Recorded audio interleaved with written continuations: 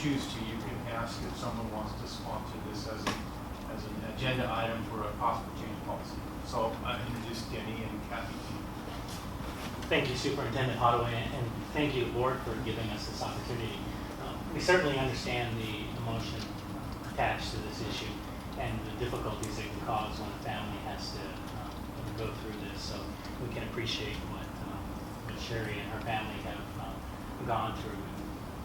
But I want to assure the Board that we do have procedures in place and that our procedures are consistent with the recommendations across the state and are consistent with the practices of our neighboring districts. As to specifics, I'm going to turn that over to Kathy, who knows far better than I do about this. Hi. So my name is Kathy Shannon. I coordinate nursing services for the district. Before taking that role, I was a nurse at Brown High School for about 10 years. And then he gave voice to having policy, and we do. It's our infectious disease policy. It's policy 3414. I think she shared that last time she was here.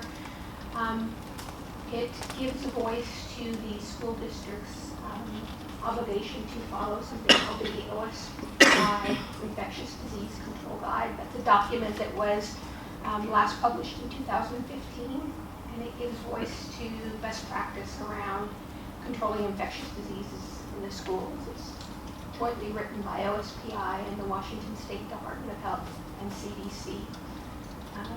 And so we are obligated to follow those practices, and they are fairly specific in how a school responds. And so for Lice, we have procedural norms that we follow and practices that we follow in every health room. When we hear that a child is suspected of having lice, whether it's from a family who calls and says, "Can you check my child?" or a neighbor who calls and says, "I think another child has lice," or a teacher, child is brought to the health room, they're screened by a nurse, and we make contact with that family. We let them know what we found. They're kept in the health room until we can make contact. And we have a no live lice requirement, and so we are sending those children home with parents and with instructions on how to treat and manage live lice. We have a lot of brochures we can share with families, and we are not leaving a voice message. We're encouraging them to come in so we can talk with them, or talking with them on the phone. They're told they need to go home and treat. They're also encouraged to seek the advice of their own personal physician. We can give advice, but we can't obligate them on how they choose to treat lice. They just need to treat. The child can return the next day as long as there are no lice present. So typically then the nurse checks with attendants to see if the child is there, calls the child down, and make sure there are no live lice. We do not have what's called a no-nit policy. So a nit is the empty egg sac, and it will remain in the hair long after lice are gone. When you treat for lice, the egg is destroyed. It will patch, but it does remain attached to the hair. So you'll see children who still have nits but aren't contagious. And so when you hear people talk about a no-nit policy and that changing, that's what we're talking about. The American Academy of Pediatrics, CDC, State Health Department all agree that if we were to exclude children because they had nits, we would be excluding them needlessly. They're not contagious any longer. We follow up with families. We encourage them to check all their children. We also call each other as nurses. So I'll look, if I have a child with lice, I'll look who the sibling are in the family and contact the health room and the nurse so that the sibling can be kept. And then we share with families how they can take care of lice and manage lice in the home, things they need to do with laundry and bedding. Cases of lice outbreak in the district are not high. We probably have 1 or 2 cases per year at our primary schools, whereas we often see it. At the high schools, it's a rare occurrence, and at the middle school, it's also kind of in between kind of thing. Most typically, cases are siblings, not schoolmates. And as long as I have been doing this, typically when we find more than one, it is siblings or two children that have, parents will say, yeah, they spent the way this longer party. But we don't find kind of random.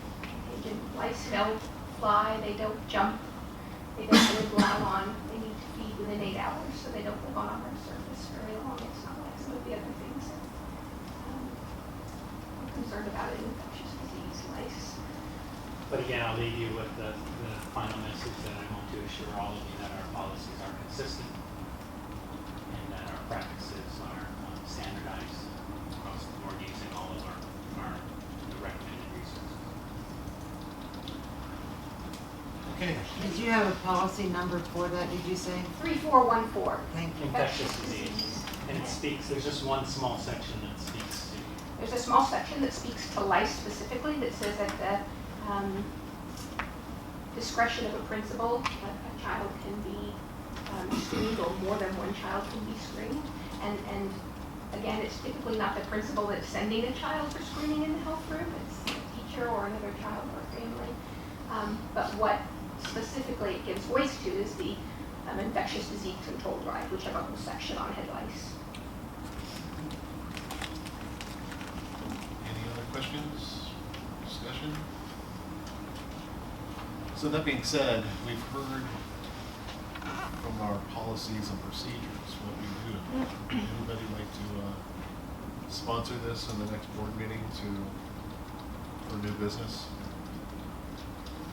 Shall I read the policies? At that time, I would read.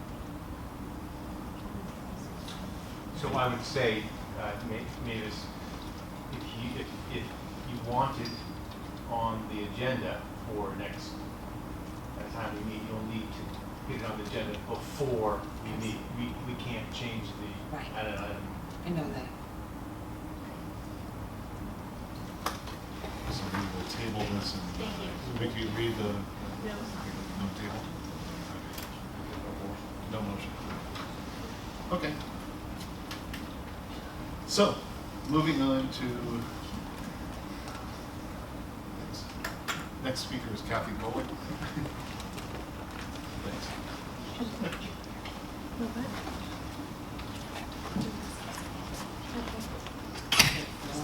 Hi, everybody. Hey, Dave. So I'm here from Citizens for Better Schools, and I want to talk about the school bond effort to support the school bond. That's on the November 8th ballot, which is coming right up. And I wanted to let voters know that if they want to and they don't think they're going to be available to cast their ballot even by mail, say they have a big trip planned all of a sudden, they can actually pick up their ballot at the end of this week and cast their vote. That is really interesting. So, ballots drop officially 3 weeks from now, and people will have about 2.5 weeks to vote from then. And so we are really working hard to try and get out the word about the bond. You know, the facilities improvement team worked for a long time to get the long-range plan in place, and the school board has been so supportive of really helping these students be housed because we have a lot of students coming our way.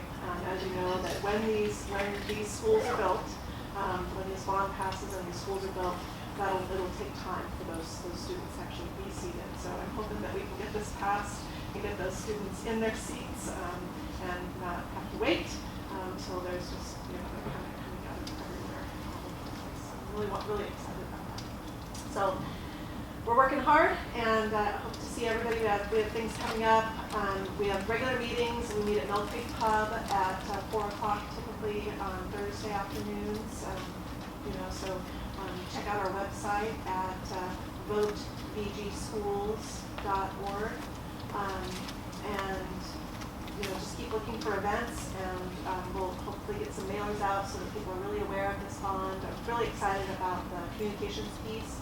I know that the school district is only allowed kind of, you know, a couple official things that they can do to get bond facts and resources online, and so I'm really glad that you guys got that out, and we will just refer to that as the Vote Yes Committee because that's where all the facts are, everything is there, so that we'll just keep referring back to those important pieces because that's where that information is about bond rates and everything. I calculated my bond rate on my house and how much I will pay, and it's about $11 a month more.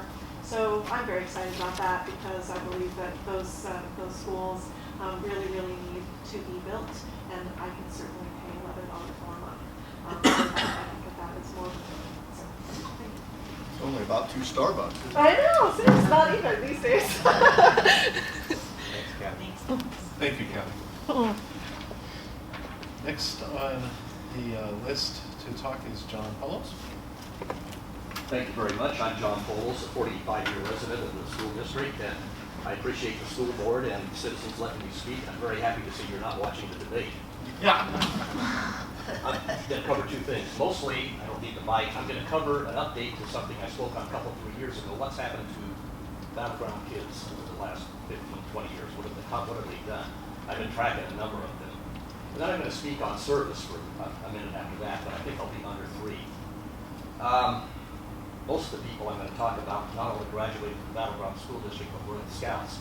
2 of them met one of those criteria. One is Maddie Bowden. She's one of my Scouts she had 4 years in my venture crew. She's 20. She just graduated from the Job Corps, got a job with IDEW, can't get an apartment. She's a ghost, so my wife and I let her and her friend move into our house. But nobody will rent to them because there's no credit history or whatever.